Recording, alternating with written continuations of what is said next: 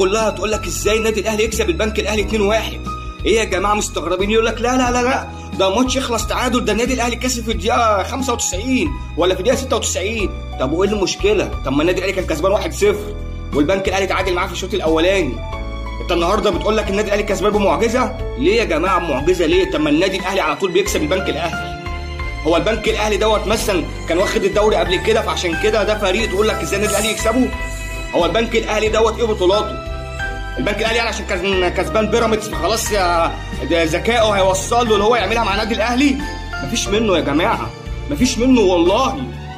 ده النهارده البنك الاهلي يحمد ربنا ان هو كان متعادل مع النادي الاهلي الشوط الاولاني، يحمد ربنا ان المباراه خلصت 2-1.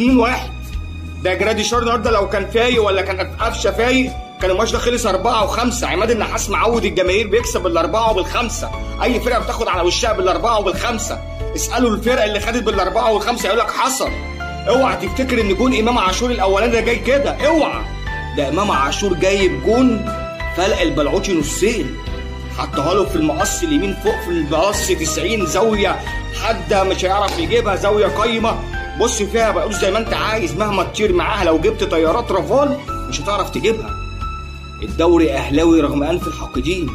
اوعى تفتكر يا بلعوتي ان وسام ابو علي مش نازل لك الشوط الثاني، ونزل الشوط الثاني وفعلها، ده حطها برجلك يا بلعوتي.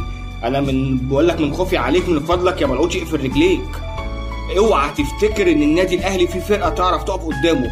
اوعى حد يحلم ان الدوري دوت مش بتاع النادي الاهلي رغم انف الحاقدين، رغم كل الناس اللي كانت بتقول لك النادي الاهلي هتخصم منه 3 نقط اخر الموسم. ليه يا عم؟